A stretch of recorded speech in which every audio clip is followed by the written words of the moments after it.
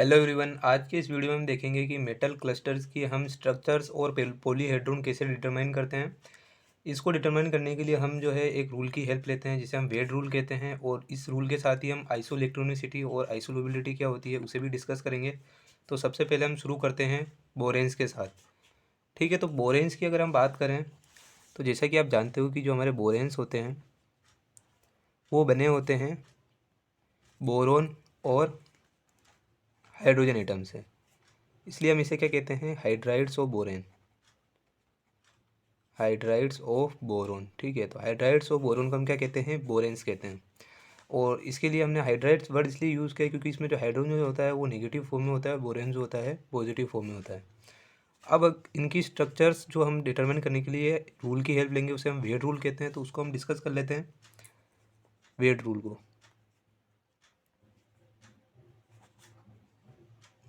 यहाँ पे हम जो है वेड रूल के अंदर फ्रेमवर्क इलेक्ट्रॉन का यूज़ करने वाले हैं, क्योंकि जो फ्रेमवर्क इलेक्ट्रॉन हम निकालेंगे उसका जो डायरेक्ट क्वेश्चन भी नेट में पूछा जाता है कि इसमें फ्रेमवर्क इलेक्ट्रॉन कितने हैं या फिर फ्रेमवर्क इलेक्ट्रॉन पेयर्स कितने हैं। इसलिए जो हम इसमें यूज़ करेंगे वो हम फ्रेमवर्क इलेक्ट्रॉन काउंट वाला जो है वेड रूल यूज़ करेंगे। तो यहाँ पे हम देख लेते हैं कि फ्रेमवर्क इलेक्ट्रॉन कितने होते हैं और उससे रिलेटेड जो होती है स्ट्रक्चर क्या होती है। ठीक है, फ्रेमवर्क इलेक्ट्रॉन को ही हम स्केलेटन इलेक्ट्रॉन भी कहते हैं। ठीक है, तो यहाँ पे हम देखेंगे कि कितने फ्रेमवर्क इलेक्ट्रॉन या फिर स्केलेटन इलेक्ट्रॉन होंगे और उसकी कोरोस्पोंडिंग स्ट्रक्चर कौन सी होगी। तो यहाँ पे अगर फ्रेमवर्क इलेक्ट्रॉन होते हैं 2n-2, तो यहाँ पे स्ट्रक्चर होती है बाइकेप्ड क्लोजो। और इसी तरह अगर यहाँ पे 2n होते हैं, यहाँ पे हम +2 ऐड करते जाएंगे सब में, और फिर 2n+2 होते हैं या फिर 2n+4, और इसी तरह से 2n+6 और 2n+8 और 2n+10। तो इसके कोरेस्पोंडिंग स्ट्रक्चर्स होती है, इसमें होती है कैप्ड क्लोजो, और इसके अंदर होती है क्लोजो, इसके अंदर होती है नीडो, फिर होती है एरेक्नो, फिर होती है हाइपो, और फिर होती है क्लेडो। क्लेडो को हम कंजक्टो भी कहते हैं। तो इस तरह से जो है यहाँ पे फ्रेमवर्क इलेक्ट्रॉन के कोरेस्पोंडिंग स्ट्रक्चर होती है। तो हमको क्या करना होता है कि कोई भी जो हमारे को बोरेन गिवन होता है उसके हम फ्रेमवर्क इलेक्ट्रॉन काउंट कर लेते हैं। अब ये फ्रेमवर्क इलेक्ट्रॉन क्या होते हैं वो देख लेते हैं, और उसके बाद हम देखेंगे कि ये फ्रेमवर्क इलेक्ट्रॉन के कोरेस्पोंडिंग जो होते हैं हमारे पॉलीहेड्रोन कौन से होते हैं।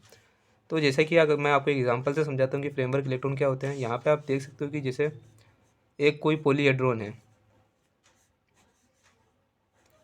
ठीक है, ये कोई पॉलीहेड्रोन है जो कि कंप्लीट क्लोज है। तो ये जो है यहाँ पे इसके क्या है, वर्टिसेस है, और यहाँ से ये बॉन्ड से जुड़ के एक कंप्लीट जो है पॉलीहेड्रोन बना रहा है। लेट अस सपोज यहाँ पे कोई बोरोन एटम है, तो यहाँ से ये दो इनसे जुड़ा हुआ है, और मान लो कि ये जो एक एच से जुड़ा हुआ है। तो आप यहाँ पे देखोगे कि जो बोरोन एटम है एक हाइड्रोजन के साथ जुड़ा हुआ है, तो एक इलेक्ट्रॉन ये इसके साथ कोवलेंट बॉन्ड बना रहा है, और बचे हुए इसके बाद दो इलेक्ट्रॉन है, क्योंकि जो हम जानते हैं कि जो बोरोन होता है उसका इलेक्ट्रॉनिक कॉन्फ़िगरेशन होता है 1s2 2s2 2p1। तो ये लास्ट के जो वैलेंस शेल के इलेक्ट्रॉन होते हैं यही क्या करते हैं, बॉन्डिंग में पार्टिसिपेट करते हैं। ये तो इसके साथ बॉन्ड बना रहा है, तो जो फ्रेमवर्क होगा, जो मतलब स्केलेटन होगा, जो ढांचा होगा, उसको बनाने के अंदर कितने इलेक्ट्रॉन पार्टिसिपेट करेंगे, दो इलेक्ट्रॉन जो बचे हुए होंगे वो क्या बनाएंगे, फ्रेमवर्क बनाएंगे। ठीक है, तो इसे हम फ्रेमवर्क कहते हैं कि जो फ्रेमवर्क बनाने में जो इलेक्ट्रॉन पार्टिसिपेट करेंगे उसे हम क्या कहते हैं, फ्रेमवर्क इलेक्ट्रॉन कहते हैं। अब हम देख लेते हैं कि जो हम फ्रेमवर्क इलेक्ट्रॉन कैलकुलेट करते हैं और पॉलीहेड्रोन का पता लगाना होता है तो हम कैसे पता लगाएंगे। तो यहाँ पे हमारे को सबसे पहले फ्रेमवर्क इलेक्ट्रॉन काउंट करना होता है, जो अभी हम एक एग्जांपल की सहायता से आपको एक्सप्लेन करके बताऊंगा कि कैसे काउंट करोगे। उसके बाद आपको इसके पेयर्स कैलकुलेट करने होते हैं। ठीक है, इन पेयर्स को ही हम जेड से डिनोट करते हैं। तो आप ये पेयर्स से कैलकुलेट करोगे तो फ्रेमवर्क इलेक्ट्रॉन काउंट में आप 2 से डिवाइड कर दो तो आपके पास पेयर निकल के आ जाएंगे, फ्रेमवर्क इलेक्ट्रॉन के पेयर कितने हैं, और उसे हम जेड से जो है रिप्रेजेंट करते हैं। अब आपको वर्टिसेस पता लगानी है। वर्टिसेस जो होती है वो फ्रेमवर्क इलेक्ट्रॉन के जो पेयर्स होते हैं उनमें से आप एक माइनस करके ये पता लगा सकते हो कि जो अपना पॉलीहेड्रोन होगा वो किस पेरेंट जो होगा पॉलीहेड्रोन को फॉलो करेगा। ठीक है, और उसके कोरेस्पोंडिंग ही हम वो उसकी स्ट्रक्चर जो है निकाल सकते हैं। तो सबसे पहले आप एक टेबल बना लेते हैं कि कौन कौन से वर्टिसेस होंगे, कितने वर्टिसेस होंगे, तो उसके कोरस्पॉन्डिंग कौन कौन सी स्ट्रक्चर होगी, ठीक है। तो यहाँ पे आप इस टेबल में देख सकते हो कि अगर वर्टिसेस 4 होगी तो उसके जो कोरस्पॉन्डिंग पॉलीहेड्रन होगा वो टेट्राहेड्रन होगा, फिर या फिर वो होगा ट्राइंगुलर पिरामिड। और 5 होगी तो ये ट्राइगोनल बाई पिरामिड होगा, स्क्वायर पिरामिड होगा। और इसी तरह से 6 होगी तो इसके कोरस्पॉन्डिंग यहाँ पे आप जो है पॉलीहेड्रन देख सकते हो। आप इसका स्क्रीनशॉट ले लेना और इसके बाद हम जो है एग्जांपल से डिस्कस करते हैं कि आपको स्ट्रक्चर क्लोजो, निडो, अरेक्नो और पॉलीहेड्रन कैसे पता करना है। तो चलिए हम एक बोरेन का एग्जांपल लेके देखते हैं। तो सबसे पहले मैं जो एक बोरेन का एग्जांपल ले रहा हूँ उसके स्ट्रक्चर जो मैं डिटरमाइन करूँगा वो है, एक प्रीवियस ईयर में क्वेश्चन आया हुआ है उसको ही मैं ले रहा हूँ, वो है B5H8-।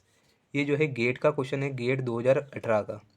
तो इसको हम सोल्व करके देखते हैं कैसे सोल्व करेंगे। तो सबसे पहले हमारे को क्या करना है, फर्स्ट स्टेप के अंदर फ्रेमवर्क इलेक्ट्रॉन काउंट करने हैं, ठीक है। फ्रेमवर्क इलेक्ट्रॉन काउंट करने हैं, जिसे हम क्या कहते हैं, स्केलेटन इलेक्ट्रॉन भी कहते हैं। अब ये हम फ्रेमवर्क इलेक्ट्रॉन कैसे निकालेंगे, तो सबसे पहले जैसा कि हमको पता है कि जो एक BH यूनिट होती है वो फ्रेमवर्क के अंदर देती है 2 इलेक्ट्रॉन, और एक CH यूनिट जो होती है फ्रेमवर्क के अंदर देती है 3 इलेक्ट्रॉन। यहाँ पे हमने देखा था कि इसके जो वैलेंस इलेक्ट्रॉन होते हैं वो 3 होते हैं। अगर एक जो है हाइड्रोजन के साथ बॉन्ड बनाएगा तो बचे हुए जो 2 इलेक्ट्रॉन होंगे वो क्या होंगे, फ्रेमवर्क में पार्टिसिपेट करेंगे। इसी तरह से जो कार्बन होता है उसकी वैलेंसी 4 होती है, एक अगर हाइड्रोजन के साथ बॉन्ड बनाएगा तो बचे हुए 3 इलेक्ट्रॉन जो होंगे फ्रेमवर्क में पार्टिसिपेट करेंगे। तो इसी तरह से अब इसको हम, और इसी तरह से क्या होता है कि अगर कोई एडिशनल हाइड्रोजन बच जाता है तो जो एडिशनल हाइड्रोजन होता है वो भी जो होता है फ्रेमवर्क में जो होता है 1 इलेक्ट्रॉन डोनेट करता है। और अगर कोई एनायनिक चार्ज है, एनायन है, तो उसको भी हमको जो होता है ऐड करना होता है, ठीक है। तो इस तरह से यहाँ पे हम देखते हैं कि कितने बोरोन एटम में 5 है, तो हम इसको कुछ इस तरह से भी लिख सकते हैं। B5H को भी हम क्या कर लेंगे, 5 कर लेंगे। एक्स्ट्रा हाइड्रोजन कितने हैं, 3, और ये टोटल जो है इसमें नेगेटिव चार्ज, ठीक है। तो इससे जो हमको पता चलता है B5H5 यूनिट कितनी है, 5 है। एक 2 इलेक्ट्रॉन जो होती है डोनेट करती है, तो 5 कितने करेगी, 10 करेगी। और इसी तरह से एडिशनल हाइड्रोजन 3 है तो हम इसमें 3 जोड़ देंगे, और जो एनायनिक चार्ज है वो 1 है तो इसमें 1 हम जोड़ देंगे। तो इस तरह से जो टोटल वो हमारे पास फ्रेमवर्क इलेक्ट्रॉन निकल के आएंगे वो आएंगे 10 और 4, ठीक है। तो 14 इलेक्ट्रॉन जो है हमारे फ्रेमवर्क इलेक्ट्रॉन है।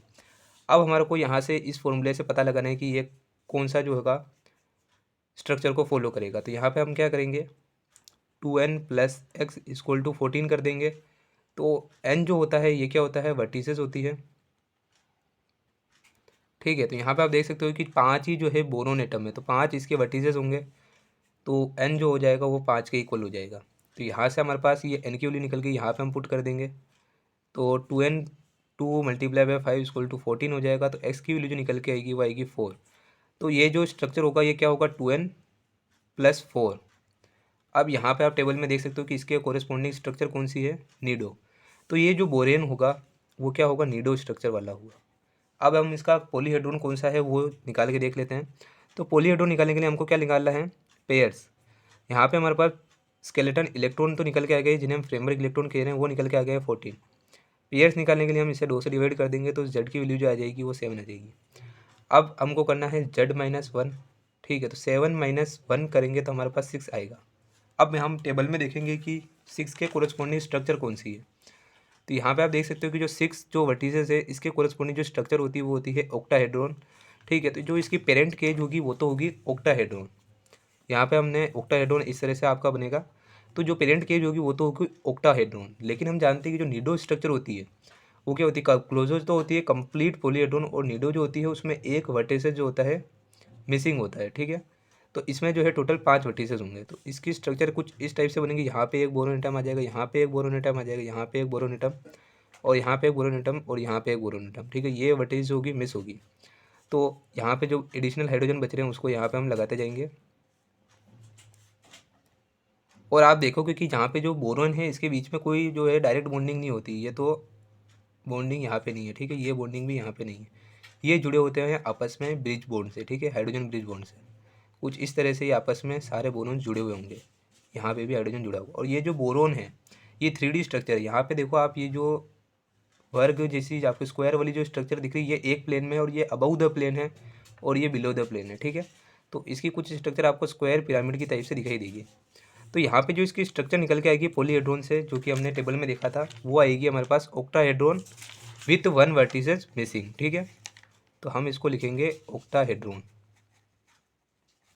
विथ 1 वर्टिसेस मिसिंग, ठीक है।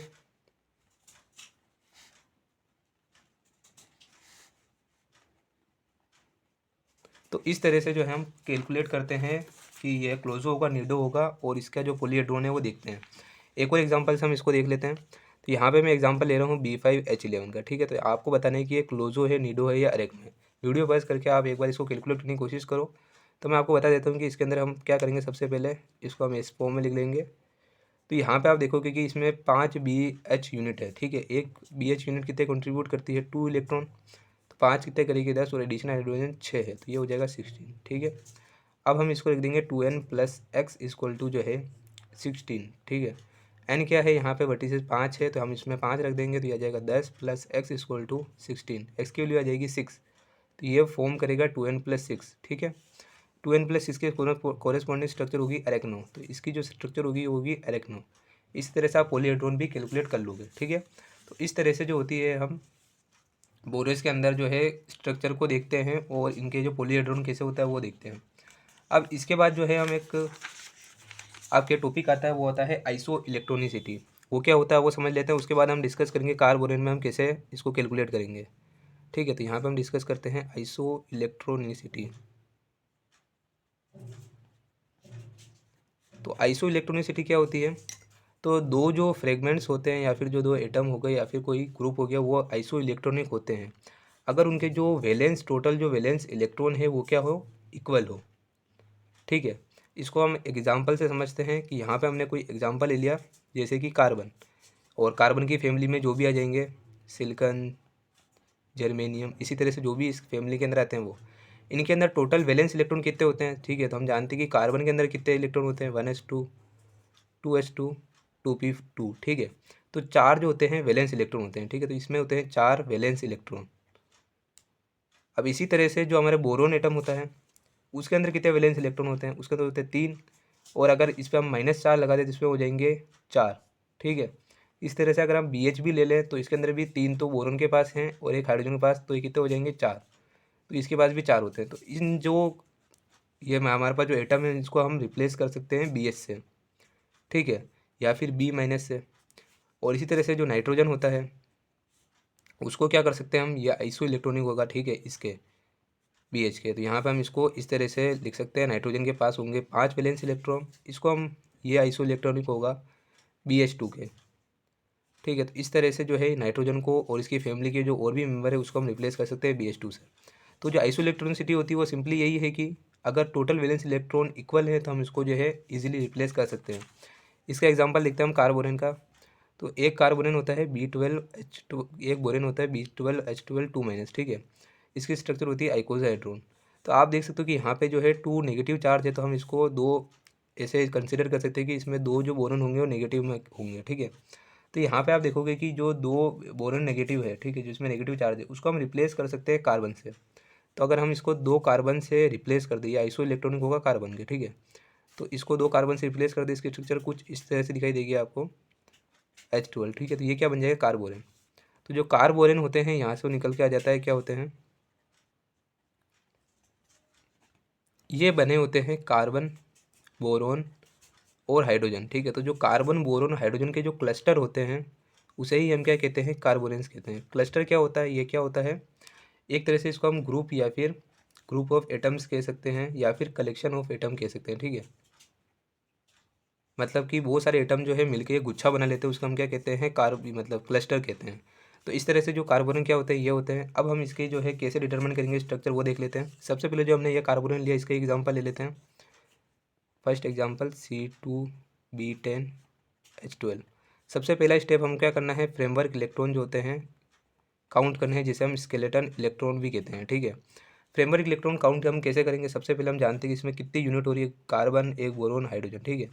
सबसे पहले हम क्या करेंगे, इसके अंदर आप देखोगे 2 जो है कार्बन है, तो हम इसमें कंसिडर कर लेते हैं कि 2 CH यूनिट होगी इसके अंदर, और यहाँ पे 10 बोरोन है, ठीक है। तो यहाँ पे 10 क्या होगी, BH यूनिट, ठीक है। हाइड्रोजन और ज़्यादा भी हो सकते हैं, तो वो एडिशनल हाइड्रोजन के अंदर काउंट हो जाएंगे। तो 2 CH यूनिट जो है कितने इलेक्ट्रॉन कंट्रीब्यूट करेगी, मैंने आपको बताया था कि एक CH यूनिट जो होती है 3 इलेक्ट्रॉन जो होती है फ्रेमवर्क के अंदर कंट्रीब्यूट करती है, तो 2 करेगी, 3 × 2, ठीक है। इसी तरह से इसमें हम ऐड कर देंगे, और BH यूनिट करती है 2, तो इसको हम इसमें ऐड कर देंगे। कोई एडिशनल हाइड्रोजन हम नहीं बचा है, ना कोई इसमें एक्स्ट्रा चार्ज बचा है, इसलिए हमने यहाँ पे और कुछ प्लस नहीं किया है। और अगर इसमें पॉजिटिव चार्ज आ जाए तो आपको एक माइनस, मतलब जितना पॉजिटिव चार्ज होगा उतना आपको माइनस करने होते हैं, ठीक है। यहाँ से आप इसमें कैलकुलेट करोगे तो ये कुछ इस तरह से आपके पास आ जाएंगे 26 इलेक्ट्रॉन। ये है इसके फ्रेमवर्क इलेक्ट्रॉन, ठीक है। फ्रेमवर्क इलेक्ट्रॉन काउंट करने के बाद आप जानते हो कि हमारे को वो फॉर्मूला लगाना है 2n + x इक्वल टू, यहाँ पे जितने भी हमारे पास फ्रेमवर्क इलेक्ट्रॉन आ जाते हैं, ये जो कि यहाँ पे है 26। अब यहाँ पे हमको वर्टिसेस होती है n, उसको कैलकुलेट करके यहाँ पे लिखना होता है। ये होती है जितने भी आपके पास बोरोन, कार्बन या फिर जो कोई दूसरा एटम हो तो उसको हमको जोड़ना होता है। यहाँ पे है बोरोन प्लस कार्बन, तो n जो हो जाएगा, बोरोन जो है 10 है और कार्बन जो है 2 है, तो यहाँ पे 12 हो जाएगा। यहाँ पे इसकी वैल्यू आप पुट कर दोगे तो यहाँ पे आ जाएगी 2 × 12 + x इक्वल टू 26, यह आ जाएगा 24 + x equal to 26, x equal to आ जाएगा 2, ठीक है। तो ये कुछ इस तरह से इसकी स्ट्रक्चर हो जाएगी 2n + 2। ये कोरेस्पॉन्डिंग होती है, आप पीछे वाली एक बार टेबल में वीडियो पीछे करके देख लेना, तो वो जो होती है वो होती है क्लोजो के इक्वल, ठीक है। तो इसकी स्ट्रक्चर होगी क्लोजो। अब यहाँ पे हमने फ्रेमवर्क इलेक्ट्रॉन तो काउंट कर ही लिए हैं, तो यहाँ पे हम निकाल लेंगे जेड, जो कि क्या होता है फ्रेमवर्क इलेक्ट्रॉन के पेयर। 26/2 इक्वल टू हो जाएगा 13, ठीक है। अब हमारे क्या करना होता है z-1, यानी कि 13 - 1 इक्वल टू होगा 12। और जो अभी आपको मैंने एक टेबल बताई थी उससे आप जो है देख के इजीली बता सकते हो कि इसके अंदर पॉलीहेड्रोन जो होगा कौन सा होगा। तो इस टेबल में आप देखो 12 के कोरेस्पोंडिंग 12 वर्टिसेस, इसके कोरेस्पोंडिंग जो है स्ट्रक्चर होती है पॉलीहेड्रोन होता है, वो होता है आइकोसाहेड्रोन, ठीक है। तो इसका भी जो स्ट्रक्चर होगा वो क्या होगा, आइकोसाहेड्रोन। तो यहाँ से आपको जो है पॉलीहेड्रोन पता चल जाएगा कार्बोरेन के अंदर। इसी तरह से मैं आपको एग्जांपल देता हूँ, वो आप खुद करके बताएं इसका क्या आंसर होगा। तो यहाँ पे हम एक और एग्जांपल ले लेते हैं, C2B9H13, ठीक है। इसको आप कैलकुलेट करके बताओ कि इसका क्या होगा। अब आगे हम बढ़ते हैं, तो आगे हम आइसोलोबिलिटी को अब देखेंगे कि आइसोलोबिलिटी क्या होती है।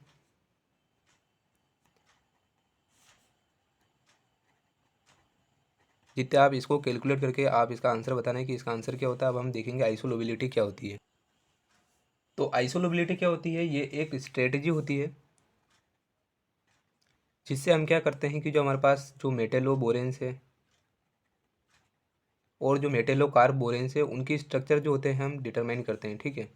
तो अगर दो जो फ्रेमवर्क है या फिर जो हम दो मॉलिक्यूल्स की बात कर लें, उनके जो फ्रेमवर्क होंगे और उनके जो फ्रेगमेंट्स होंगे, ठीक है, वो क्या होंगे, अगर आइसोलोबल होंगे। आइसोलोबिलिटी को हम इस तरह से रिप्रेजेंट करते हैं, ठीक है। तो ये जो दो फ्रेमवर्क है आइसोलोबल होंगे, जो अगर इसके जो फ्रंटियर जो ऑर्बिटल होते हैं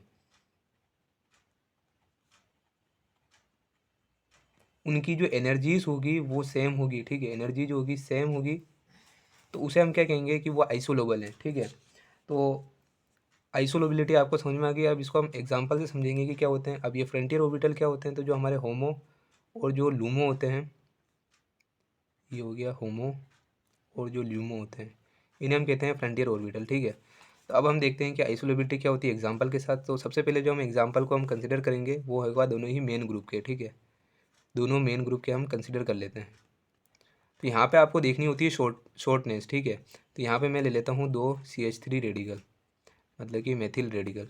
तो यहाँ पे आप जब वैलेंस इलेक्ट्रॉन टोटल जो काउंट करोगे, टोटल वैलेंस इलेक्ट्रॉन, तो यहाँ पे आपके पास 7 आएंगे और यहाँ पे भी आपके पास 7 आएंगे। और यहाँ पे आप जानते हो कि 8 इलेक्ट्रॉन रूल होता है, जिसका ऑक्टेट कंप्लीट होता है वो स्टेबल होता है। तो यहाँ पे शॉर्टनेस कितने की है, 1 इलेक्ट्रॉन की है, ठीक है। तो यहाँ पे भी 1 इलेक्ट्रॉन की, यहाँ पे भी 1 इलेक्ट्रॉन की, तो ये दोनों क्या है, आइसोलोबल है। ये दोनों जो फ्रेम, ये नीचे आता है, ये दोनों जो फ्रेमवर्क होते हैं क्या होते हैं, आइसोलोबल। ये फ्रेगमेंट जो है ये क्या है, आइसोलोबल है, ठीक है। तो इसी तरह से अब हम मेन ग्रुप के अलावा जो ट्रांजिशन मेटल कॉम्प्लेक्सेस होते हैं उनकी बात कर लेते हैं अब। तो यहाँ पे भी यहाँ पे हम ले लेते हैं मेन ग्रुप का कोई, और यहाँ पे हम ले लेते हैं ट्रांजिशन मेटल कॉम्प्लेक्सेस, ठीक है। तो यहाँ पे जैसे मैंने अभी बात करी थी CH3 की, वही हम ले लेते हैं। तो इसमें है 7 इलेक्ट्रॉन वैलेंस, और इसी तरह से इसका एक एग्जांपल हम ले लेते हैं, जिससे हम इसमें देखेंगे कि ये इसके आइसोलोबल है या नहीं, ठीक है। तो यहाँ पे हम एग्जांपल ले रहे हैं MnCO5 का। तो अब जब आप इसके अंदर भी मतलब इसमें टोटल वैलेंस इलेक्ट्रॉन आपने कैलकुलेट करे 7 है, इसके अंदर भी हम जब टोटल वैलेंस इलेक्ट्रॉन कैलकुलेट करेंगे, ठीक है, तो वो कितना आएंगे, वो उसके अंदर जो इलेक्ट्रॉन आएंगे उसके हम देखेंगे, एक 8 इलेक्ट्रॉन रूल को हम देखते हैं और एक देखते हैं हम 18 इलेक्ट्रॉन रूल को, ठीक है। तो अगर इसमें जो शॉर्टनेस और इसमें शॉर्टनेस इक्वल होती है तो ये दोनों क्या होंगे, आइसोलोबल होंगे, ठीक है। इसमें हम कैलकुलेट करके देख लेते हैं कितने वैलेंस इलेक्ट्रॉन आ रहे हैं। तो मैग्नीज क्या है, एक ट्रांजिशन मेटल है। तो यहाँ पे हम जानते हैं कि इसका इलेक्ट्रॉनिक कॉन्फ़िगरेशन क्या होगा, ठीक है। तो ये आता है इसमें 5वें नंबर पे, ठीक है। तो इसका होगा D5S2, ठीक है। तो टोटल जो होंगे 7 इसमें वैलेंस इलेक्ट्रॉन होंगे, और एक जो CO होता है वो बॉन्ड बनाने के लिए फ्रेमवर्क में कितने देता है, 2, मतलब बॉन्ड बनाने के लिए 2 इलेक्ट्रॉन देता है। तो यहाँ पे टोटल 5 है, तो कितने हो जाएंगे, 7 + 10, ठीक है, 17। यहाँ पे आप शॉर्टनेस देखोगे इसमें तो 18 इलेक्ट्रॉन से ये 1 इलेक्ट्रॉन शॉर्ट है, और यहाँ पे आप शॉर्टनेस देखोगे तो ये 8 इलेक्ट्रॉन के लिए 1 इलेक्ट्रॉन, ये मतलब 8 इलेक्ट्रॉन होने के लिए 1 इलेक्ट्रॉन शॉर्ट है, ठीक है। तो ये दोनों जो आपस में क्या होंगे, आइसोलेबल होंगे, ठीक है। तो इस तरह से हम क्या कर सकते हैं कि जो आप जहाँ पे भी ये ट्रांजिशन मेटल कॉम्प्लेक्स गिवन होगा उसको हम सब्स्टिट्यूट कर देंगे CH3 से, मतलब कि इसकी जगह अगर हम CH3 भी लें तो भी ये जो है स्ट्रक्चर पे कोई इम्पैक्ट नहीं पड़ेगा। अब हम इसी तरह से ये दोनों ही अगर ट्रांजिशन मेटल कॉम्प्लेक्स हो तो वो भी आइसोलेबल आपस में हो सकते हैं। एग्जांपल के लिए हम ये दोनों जो यूनिट है इसकी 2 यूनिट ले लेंगे तो भी आपस में क्या होगी, आइसोलेबल होगी, ठीक है। अब इसी तरह से हम देखते हैं प्रीवियस ईयर के अंदर क्या क्वेश्चन इसमें पूछा गया था आइसोलेबिलिटी से रिलेटेड। तो यहाँ पे पूछा गया था IR4CO12। तो ये पूछा गया था कि ये जो है किसके आइसोलेबल होगी। तो ये जो है इसमें ये 4IRCO3 जो है यूनिट से मिलके बना हुआ है, ठीक है। तो अगर हम एक इसका अंदर पता लगा ले कि ये किसका आइसोलेबल है तो ये टोटल हमारे को पता चल जाएगी। यहाँ पे हम IR के जो है टोटल वैलेंस इलेक्ट्रॉन जो है कैलकुलेट करेंगे, फिर CO के कैलकुलेट करेंगे, और इसी तरह से जो है हमको टोटल पता चल जाएगा किस में होगा, मतलब कि ये किसका आइसोलेबल होगा। तो जो IR होता है हमारा किसके 5D का जो होता है मेंबर होता है,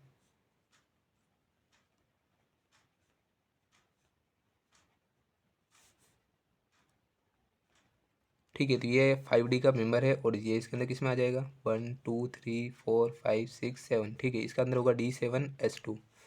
तो यहाँ पे हम टोटल इसके अंदर वैलेंस इलेक्ट्रॉन कितने निकल के आ जाएंगे, 7 और 2 9, ठीक है। और प्लस CO कितनी, 1 देगा 2, और 3 देंगे 3 6, ठीक है। यहाँ पे आप इसमें जोड़ दो इसको तो 15 आ जाएंगे, 15 इलेक्ट्रॉन। तो यहाँ पे आप देखोगे कि इसके अंदर 15 इलेक्ट्रॉन है, और 18 इलेक्ट्रॉन से इसके अंदर कितनी शॉर्टनेस है, 3 इलेक्ट्रॉन की। तो इसी तरह से जब 8 इलेक्ट्रॉन से किसमें 3 इलेक्ट्रॉन की शॉर्टनेस हो, मतलब जिसमें 5 इलेक्ट्रॉन हो, वो आइसोलेबल होगा ये 15 इलेक्ट्रॉन वाले के, ठीक है। तो इसके टोटल के आइसोलेबल होगा। जैसा कि अब इसमें ऑप्शन गिवन थे हमारे को, फर्स्ट था इसमें लेटर सपोज में हम एग्जांपल ले लेते हैं कार्बन, और सेकंड हमारा था फास्फोरस, थर्ड था CH, और फोर्थ हम ले लेते हैं BH। तो यहाँ पे हम कार्बन में देखेंगे तो इसके पास टोटल वैलेंस इलेक्ट्रॉन कितने हैं, इसके पास टोटल वैलेंस इलेक्ट्रॉन 4 हैं, तो ये 5 इलेक्ट्रॉन तो नहीं हो सकता। फास्फोरस की देखेंगे तो ये नाइट्रोजन फैमिली का है, और नाइट्रोजन फैमिली में सभी में आउटर मोस्ट शेल जो कि हमारा वैलेंस शेल उसमें 5 इलेक्ट्रॉन होते हैं, तो ये जो है इसके जो है आइसोलेबल होगा। और इसी तरह से हम CH में देखें तो 4 और एक हाइड्रोजन एडिशनल जितना भी हाइड्रोजन है वो 1 इलेक्ट्रॉन देता है, तो इसमें भी 5 होगा, तो ये भी क्या होगा, इसके आइसोलेबल होगा। तो जो ये एक यूनिट है ये टोटल आइसोलेबल होगी, फास्फोरस के भी होगी और CH के भी होगी।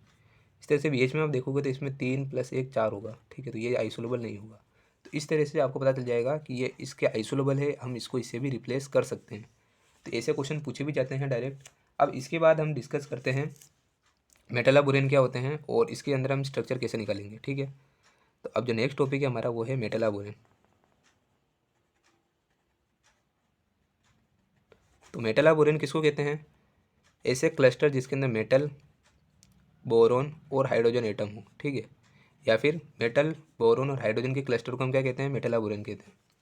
अब इसके अंदर हम स्ट्रक्चर कैसे डिटरमाइन करेंगे उसको एक एग्जांपल से हम समझ लेते हैं। तो यहाँ पे मैं एग्जांपल ले रहा हूँ CO6Fe2B3H7।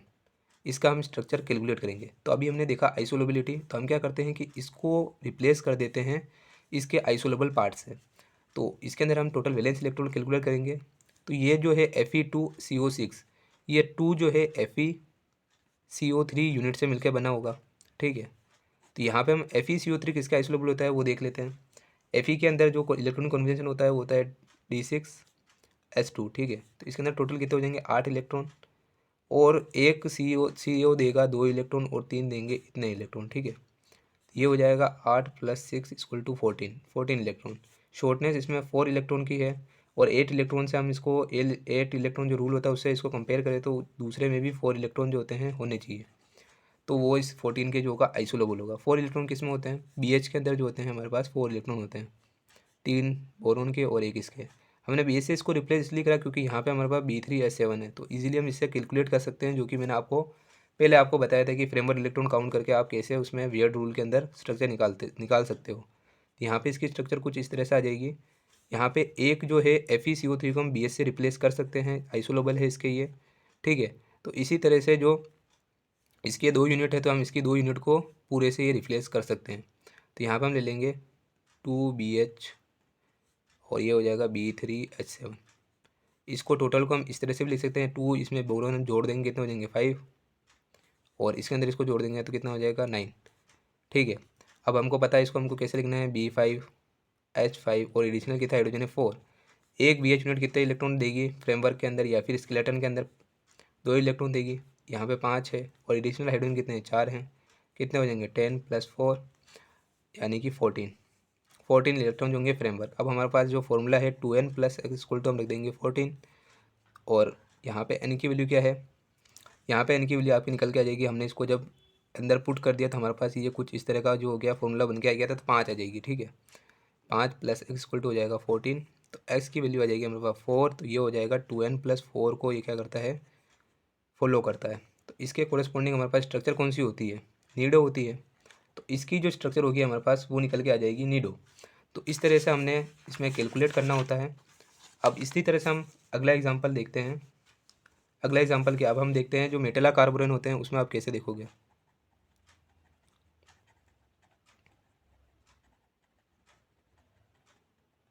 तो मेटला कार्बोरेन किसको कहते हैं, तो ऐसे क्लस्टर जिसके अंदर मेटल, कार्बन, बोरोन और हाइड्रोजन एटम होते हैं। तो या फिर हम कह सकते हैं मेटल, कार्बन, बोरोन और हाइड्रोजन के जो क्लस्टर होते हैं उसे हम कहते हैं मेटला कार्बोरेन, ठीक है। तो इसके अंदर आपको देखने के लिए इसमें भी आपको कोई मतलब इतना आपको देखना नहीं, बस आपको क्या करना है, आइसोलेबिलिटी लगानी है। और आइसोलेबिलिटी लगाओगे तो आपको पता चल जाएगा कि कौन सा जो है फ्रेमवर्क या फिर जो फ्रेगमेंट है उसको हमको रिप्लेस करना है। तो उसे आप रिप्लेस कर लोगे मेटल को, ठीक है, और कार्बन को, और उसको आप कन्वर्ट कर दोगे, मेटल और कार्बन को आप क्या कर दोगे, रिप्लेस कर दोगे आइसोलेबिलिटी से, और उसको आप कन्वर्ट कर दोगे बोरेन के अंदर। अब जब आपके पास बोरेन निकल के आ जाएगी तो इजीली आप जो वेट रूल में आपने फर्स्ट में पढ़ा था फ्रेमवर्क इलेक्ट्रॉन काउंट कर लोगे, और फ्रेमवर्क इलेक्ट्रॉन काउंट करने के बाद आप इससे क्या निकाल लोगे, 2n + x से इसका टाइप निकाल लोगे कि किस टाइप का जो होता है हमारे पास जो गिवन कंपाउंड है वो है, ठीक है, या फिर जो कॉम्प्लेक्स है वो है। इससे आप पता चल जाएगी स्ट्रक्चर क्लोजो है, नीडो है या फिर एरेक्नो है। बाकी आप पॉलीहेड्रोन कैसे निकालना वो भी मैंने आपको बता रखा है, तो इस तरह से आप निकाल सकते हो।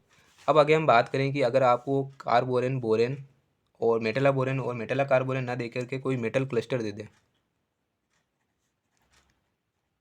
ठीक है। अब मेटल क्लस्टर दे देता आप उसमें कैसे कैलकुलेट करोगे स्ट्रक्चर। फॉर एग्जांपल जो आया हुआ है क्वेश्चन है वो आपको बता देता हूँ मैं करके, बिस्मिथ 5, ठीक है, 3+। ये क्वेश्चन जो है CSIR में पूछा गया है, ये जून के पेपर में आपका पूछा गया क्वेश्चन है, और जून 2017 में CSIR नेट में पूछा गया था, ठीक है। और इसके अंदर आपको निकालनी थी कि ये क्लोजो है, नीडो है या फिर एरेक्नो है। तो यहाँ पे आप काम में लोगे कि सबसे पहले आप कैलकुलेट कर लो टोटल वैलेंस इलेक्ट्रॉन कितने हैं, ठीक है। तो अगर आपको टोटल वैलेंस इलेक्ट्रॉन पता चल जाएंगे तो उससे आप कैलकुलेट कर सकते हो फ्रेमवर्क इलेक्ट्रॉन, और बाकी बाकी हमारा जो फॉर्मूला है वो आप लगा के इजीली आपकी स्ट्रक्चर कैलकुलेट कर सकते हो। इसको हम करके देखते हैं आप इसे कैसे करोगे। तो यहाँ पे बिस्मिथ एटम कितने हैं, 5 हैं, और बिस्मिथ एटम किस फैमिली में आता है, ठीक है, नाइट्रोजन फैमिली का मेंबर है ये। नाइट्रोजन फैमिली का मेंबर है तो इसके वैलेंस इलेक्ट्रॉन कितने होंगे, 5 होंगे। तो यहाँ पर आपने दिया 5, और यहाँ पे ये +3 है तो यहाँ पर -3 कर दोगे तो कितना हो जाएगा, 25 - 3 = हो जाएगा 22। तो ये आपके निकल के आ जाएंगे टोटल वैलेंस इलेक्ट्रॉन। अब आपको ये फॉर्मूला जो है रिमेंबर करना है इसमें, कि जो हमारे पास फ्रेमवर्क इलेक्ट्रॉन होते हैं या फिर जिसको कह सकते हो आप स्केलेटन इलेक्ट्रॉन, वो इक्वल होते हैं हमारे पास टोटल वैलेंस इलेक्ट्रॉन -2n, ठीक है। तो यहाँ पर टोटल वैलेंस इलेक्ट्रॉन निकल के आया है 22। अब माइनस आपको करना है 2, और n जो है आपके पास कितने जो हैं वर्टिसेस है वो आपको लिखना है। यहाँ पे 5 है तो यहाँ पे लिख दिया 5, 22 - 10 कर दो आप तो कितना निकल के जाएगा, 12। ये आपके पास निकल के जाएंगे फ्रेमवर्क इलेक्ट्रॉन। अब फ्रेमवर्क इलेक्ट्रॉन का आपके पास वही आपके पास जनरल फॉर्मूला होता है हमारे पास जो हमने टेबल बनाई थी, 2n + x = हमको करना है 12। x हमारे पास n क्या है, हमारे पास 5 है, तो 2 × 5 + x = 12, x = हो जाएगा 2। तो यहाँ से आपको पता चल जाएगा कि ये 2n + 2 टाइप का है, यानी कि इसकी स्ट्रक्चर क्या होगी, क्लोजो होगी, ठीक है। अब क्वेश्चन इसमें पूछा गया था कि यहाँ पे अगर हम 2 इलेक्ट्रॉन और ऐड कर दें तो इसकी स्ट्रक्चर में क्या चेंज आएगा, ठीक है। यहाँ पे अब इसकी स्ट्रक्चर कैसी होगी, बिस्मिथ 5+, अब आप ये कैलकुलेट करके बताना है कि इसकी स्ट्रक्चर क्या आ रही है। ठीक है, यहाँ पे हमको पता चल गया जो बिस्मथ 5+3 है इसकी स्ट्रक्चर क्लोज है। जब हम इसमें 2 इलेक्ट्रॉन ऐड कर देंगे तो इसकी स्ट्रक्चर में क्या चेंज होगा ये आपको बताना है। ठीक है, अब इसके बाद अगर हम कोई दूसरा कोई टाइप का मेटल क्लस्टर दे दें, जैसे ऑस्मियम 5CO15 और इसके ऊपर ओवरऑल 2- चार्ज, इसमें आप कैसे कैलकुलेट करोगे, इसकी स्ट्रक्चर क्या है। ठीक है, तो इसमें कैलकुलेट करने के लिए आपको कुछ नहीं करना है, वापस आपको टोटल वैलेंस इलेक्ट्रॉन निकालने हैं और उसमें से आपको 12n माइनस कर देना है, जिससे आपके निकल के आ जाएंगे फ्रेमवर्क या फिर आपके निकल के आ जाएंगे स्केलेटन इलेक्ट्रॉन। ठीक है, यहाँ से आपके फ्रेमवर्क और स्केलेटन इलेक्ट्रॉन निकल के आ जाएंगे। हम ये बार बार फ्रेमवर्क इलेक्ट्रॉन निकालना ही इसलिए चाहते हैं ताकि अगर हमारे को पॉलीहेड्रोन पूछा जाए तो हम फ्रेमवर्क इलेक्ट्रॉन के पेयर निकाल के Z-1 करके उससे पॉलीहेड्रोन निकाल सकें। ठीक है, इसलिए हम इसका यूज़ करें बार बार। तो यहाँ से आप फ्रेमवर्क इलेक्ट्रॉन ईजिली निकाल सकते हो और इसको हम करके देखते हैं कैसे निकलेगा। तो यहाँ पर हमको कैलकुलेट करना है टोटल वैलेंस इलेक्ट्रॉन। यहाँ पे हमने 12n माइनस इसलिए कराई क्योंकि जो 12 इलेक्ट्रॉन होते हैं, ठीक है, जितने भी आपके पास वर्टिसेस होंगे, तो जो भी मेटल कॉम्प्लेक्सेस मतलब जो ट्रांजिशन मेटल कॉम्प्लेक्सेस होंगे उनके अंदर जो 12 इलेक्ट्रॉन होते हैं वो बॉन्डिंग में पार्टिसिपेट करते हैं, फ्रेमवर्क में पार्टिसिपेट नहीं करते हैं।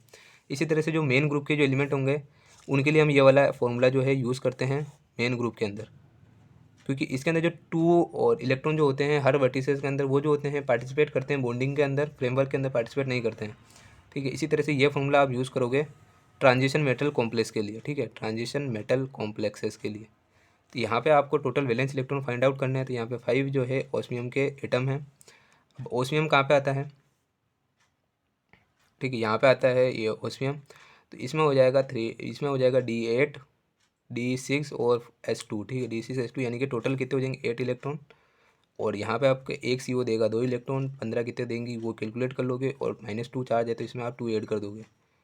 ठीक है, यहाँ से आपके निकल जाएगा 30 और प्लस यानी कि टोटल 72 इलेक्ट्रॉन। यहाँ पे आप इसमें से आप 12n माइनस कर दोगे। ठीक है, 12 मल्टीप्लाई बाय n कितना है 5। यहाँ पे आप 72 में से 60 जो है माइनस कर दोगे तो आपके पास निकल के आएगा 12 जो है आपके फ्रेमवर्क इलेक्ट्रॉन है। अब आपके पास वही जो फॉर्मूला है 2n + x = 12, यहाँ से आप निकाल लोगे x की वैल्यू जो कि आएगी, n जो है 5 है तो 2 × 5 + x = 12, तो x = आपको निकल के आ जाएगा 2। तो यहाँ से आप देख सकते हो कि यह है 2n + 2 टाइप का, यानी कि स्ट्रक्चर क्या है क्लोज हो। तो इस तरह से आप जो है इजीली कैलकुलेट करके बता सकते हो कि कोई भी मेटल कॉम्प्लेक्सेस है तो उसके आप स्ट्रक्चर कैसे निकालोगे और पॉलीहेड्रोन कैसे निकालोगे। आई होप कि आपको वीडियो समझ में आया होगा, और अगर आपको यह समझ में आया है तो आप इसे आपके दोस्तों से शेयर करें और वीडियो को पसंद आने पर वीडियो को लाइक करके चैनल को सब्सक्राइब जरूर करें।